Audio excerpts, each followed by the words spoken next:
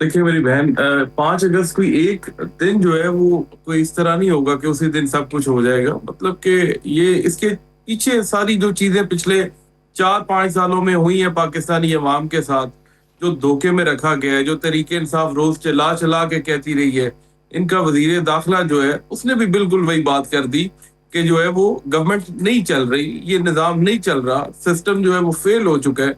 और 18-18 घंटे भी अगर काम करे वजीर आजम तो वो फायर फाइटिंग ही करेगा, कुछ बेहतरी नहीं आएगी। और इसी तरह चलता रहा तो 10 साल बाद भी यही सूरत हाल होगी जो आज पाकिस्तान की है। तो हम भी तो यही कह रहे हैं। फिर उसके बाद उसने बात की कि सारे लोगों को, सारी जमातों को इकट्ठा बैठना बैठना पड़ेगा। देखें, सारी जमातें तो वैसे ही इकट्ठी बैठी हुई हैं, एक ही जमात बाहर है ना, तहरीक इंसाफ जिसका नाम है। तो मेरे ख्याल से वो मुनासिब होता, कह देते कि इमरान खान जितनी देर तक नहीं बैठेगा उतनी देर तक निजाम नहीं चल सकता या मामलात बेहतरी की तरफ से नहीं जा सकते, यही उसका निकलती है चीजें। और बाकी जो आपने पिछला इनके बजट देख लें, या 5वां बजट ये गवर्नमेंट ने दिया है, 5वां बजट देना बड़ी बात है।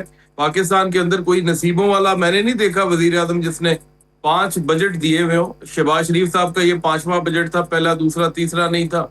आप पाकिस्तान का जो है वो जीडीपी टू टैक्स की रेशो देख लें, पाकिस्तान की फॉरेन डायरेक्ट इन्वेस्टमेंट देख लें, कम तरीन सतह पे जो है वो इस साल में है। तारीख में कभी ऐसा नहीं हुआ। मतलब कि बंदे को शर्मिंदगी होती है, कैसे आपके बाहर के लोग पाकिस्तान के अंदर पैसा इन्वेस्ट करेंगे जब आपके यहाँ के लोग ही अपना पैसा बाहर लेके जा रहे हैं। फिर पेट्रोल की प्राइसेस देख लें, इनकी फॉर्मुलेशन देख लें, फ्लैट्स फ्लैट्स पे हमें वो जो है वो घुमाते रहते हैं गरीब आवाम को। और रोज रोज जो है वो तेल की कीमतें किस किस मुल्क में इस तरह बढ़ती हैं, रोज तेल की कीमतें, मुझे बताएं कौन सा कारोबारी मतलब आप आदमी है। इंटीरियर मिनिस्टर मोहसिन नकवी साहब ने जो बयानात दिए, आपका मतलब पाकिस्तान तहरीक इंसाफ, वो आप लोग इंडोर्स कर रहे हैं कि जो बात की है वो बिल्कुल दुरुस्त की है इंटीरियर मिनिस्टर ने? नहीं नहीं, तरीके इंसाफ के जो बयानात हैं उनकी उन्होंने खुद तायद की है, जो है वो वजीर दाखिला ने। हमने उनकी क्या तायद करनी है, उन्होंने तरीके इंसाफ की तायद की है। बल्कि वो कहते हैं तरीके इंसाफ जो है हमारा भी यही मौकफ है। और बाकी रहेगी 5 अगस्त की बात, देखें गरीब आदमी पिसा हुआ है, कारोबारी जमींदार के साथ जो इन्होंने गंदम के अंदर हशर कर दिया। जब ये शुरू के अंदर आई बीबी जो पंजाब की चीफ मिनिस्टर है, तो उससे पहले केयर टेकर गवर्नमेंट में ये लोग गंदम मंगवा चुके थे। फिर उसके बाद 1900, 2000, 2100 रुपए तक गंदम बिकी उस साल। फिर अगले साल IMF ने कहा आपने गंदम नहीं खरीदनी, इन्होंने दोबारा गंदम नहीं जब खरीदी तो जिम्मेदार की फिर जो है वो 2400-2500 की गंदम बिकी। इस साल जो है वो इन्हें ख्याल आ गया जी हमने गंदम खरीदनी है। तो इन्हें समझ ही नहीं आती कि हमने करना क्या है। और इस दफा भी जो गंदम के साथ हुआ, इन्होंने नहीं खरीदी और जाके इन्होंने कंपनियां खड़ी कर दी कि ये लोग खरीदेंगी गंदम, और 3500 रुपया रेट मुकर्रर कर दिया। और 18 अप्रैल से उस कंपनी ने खरीदारी गंदम की शुरू की। और यकीन करें, आप रिकॉर्ड निकाल के देख लें, तारीख निकाल के देख लें, पूरे पंजाब की गंदम डीजी खान, राजनपुर, रहीमिया खान से शुरू कर लें और 18 अप्रैल तक जो हाफसाबाद और गुजरांवाला से पिछली वाली गंदम है वो कट जाती है। सिर्फ गुजरांवाला से अटक तक की गंदम रह जाती है, वो मे भी 20% हो। 80% तो गंदम 18 अप्रैल से पहले लोग 3100, 3200, 2900 की बेच चुके थे।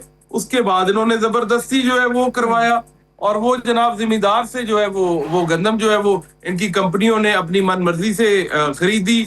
और फिर उनकी कटौतियां हुई, आड़त जिसे आप देसी जुबान में कहते हैं, जो नॉर्मली 1-2% जो है वो कटौती होती है, इन्होंने 4-4, 6-6, 10-10% की किराए अपनी मर्जी से काटे और जलीलो खार जिम्मेदार को कर दिया। ये इमरान अब खान बेसिकली जो पाकिस्तान तहरीक इंसाफ सारी बातें करी थी चौधरी साहब, वही बातें मोहसिन नकवी साहब ने की और उन बातों की तायद जो है वो डीजी ISPR साहब ने भी अपनी प्रेस ब्रीफिंग में कर दी कि गुड गवर्नेंस बड़ा जरूरी है। तहरीक इंसाफ भी कह रही गुड गवर्नेंस बड़ा जरूरी है। इंतजामी यूनिट्स, PTI का भी पहले दिन से, खान साहब का भी मौकफ है, इधर का भी यही मौकफ है। तो क्या कोई कुर्बतें भी बढ़ रही हैं या सिर्फ बातचीत एक जैसी हो रही है? क्योंकि अल्फाज मिलेंगे तो कुर्बतें बढ़ेंगी, तो कुछ कुर्बतें भी बढ़ रही हैं आप लोगों कोई की? आइडिया नहीं है, मुझे कुर्बतों की हद तक कोई आइडिया नहीं है। लेकिन ये जो बातें मैं पिछले 5-6-7 दिन से सुन रहा हूँ, ये तो हम रो मर गए हैं पिछले 3-4 सालों से।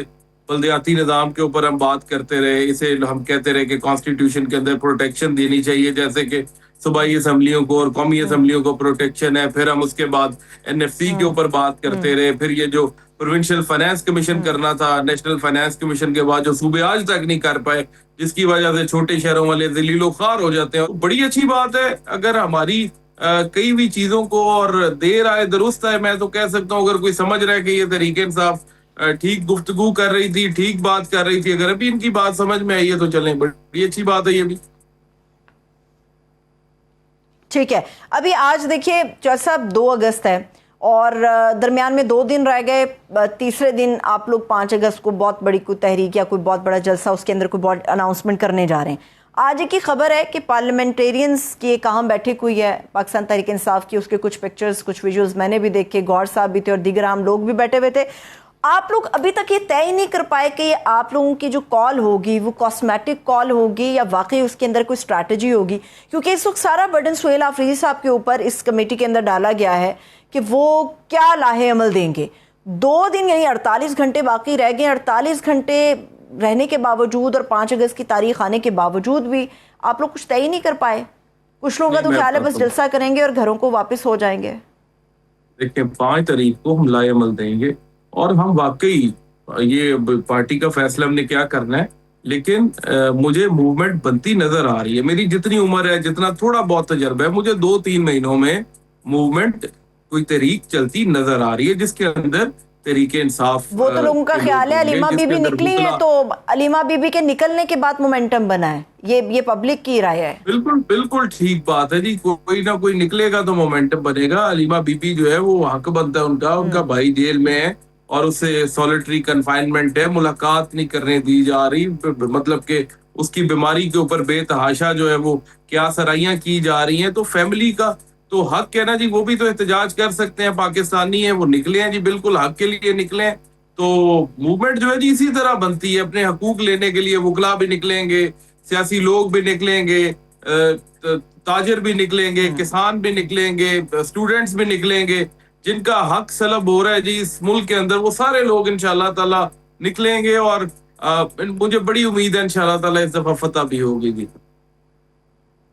वो निकल के कहाँ जाएंगे जज साहब? वो अडियाला की तरफ जाएंगे? निकल के यही है ना जी कि अपना प्रोटेस्ट जो है वो रिकॉर्ड कराएंगे, मतलब कि इन्हें कोई थोड़ी शर्म दिलाएंगे इस हुकूमत को, और इस हुकूमत को कहेंगे जी आपके वुज़रा अब तो कहना शुरू हो गए कि आप नाकाम हो गए हैं। तो हम भी तो यही कहेंगे, कह रहे हैं कि 3-4 साल से आप नाकाम है, तो फिर इसी ऊपर शोर डालेंगे ना, कहेंगे घर जाओ भाई, अगर नाकाम वो डिलीवर नहीं कर पा रहे, पूरे पाकिस्तान को आपने नारा लगाया, डिफॉल्ट से अपने बचा दिया, तो कौन बंदा डिफॉल्ट से बचा है? हर गरीब आदमी, हर कारोबारी, हर बंदा डिफॉल्ट हो गया इस मुल्क के अंदर। तो इंशाल्लाह ताला जब सारी कौम निकल के बाहर आएगी तो ये खुद ही लोग जो हैं ये अपने इक्तदार ये जो है और ये जो फिर रहे हैं याशियां करते खुद ही छोड़ के चले जाएंगे इंशाल्लाह ताला। नहीं, कौम तो पहले भी निकलने को तैयार थी, लेकिन लीडर ना होने का शिकवा था जज साहब। आप लोग भी निकलेंगे क्योंकि लीडर लीड करेगा तो कौम निकलेगी। बिल्कुल बिल्कुल निकलना पड़ेगा, ये डर और खौफ के बुत जो है वो तोड़ने पड़ेंगे और निकलने के बगैर हल भी कोई नहीं है। और इंशाल्लाह ताला जी हम भी निकलेंगे, हम भी जो है वो अवाम के साथ ऐसे ही निकलेंगे, अवाम की तरह। देखे मुबीन के और जो है वो सरवत के या किसी तीसरे चौथे एक बंदे के निकलने से चीजें नहीं बेहतर होंगी। हर बंदा जो समझता है कि मुझे पाकिस्तान के आईन ने ये हकूक दिए हैं और वो मुझे ये जो गवर्नमेंट है या जो हुकूमत है वो मुझे नहीं दे रही और मेरे हकूक पे डाका डाल रही है, अगर हर बंदा जो ये समझता है और वो निकलेगा तो इंशाल्लाह ताला वो बंदे की फतह होगी। इसके अंदर मुबीन का या तहरीक इंसाफ का अकेली का फायदा तो नहीं है ना, पूरे पाकिस्तानियों का ही फायदा है जी।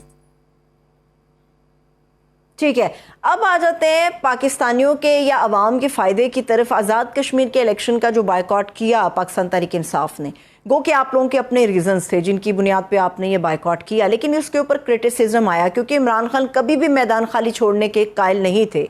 अभी कल परसों दोबारा बिलावल भुट्टो जरदारी साहब ने आपसे कहा कि आइए शामिल हो जाइए, और इससे चंद दिन पहले सलमान राजा साहब ने भी कहा कि हालात अगर मौजू हमें नजर आए तो शायद हम शामिल हो जाएंगे। आज़ाद कश्मीर के इलेक्शन के बायकॉट की वजह क्या थी? अब जबकि पीपल्स पार्टी भी आपको बार बार कह रही है कि खुदा का नाम लो, आ जाओ इलेक्शन में, तो इलेक्शन के अंदर आप लोग क्यों नहीं जा रहे? क्या आप लोग लगता है कि अवाम की राय इसमें शामिल नहीं होगी, मनमर्जी के नताइज होंगे, या कुछ और वजूहात है?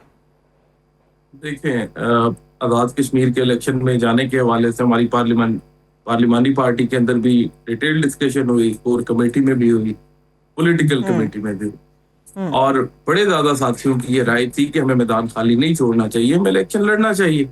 और तकरीबन मेरे ख्याल से में भी ज्यादा लोगों की राय हो।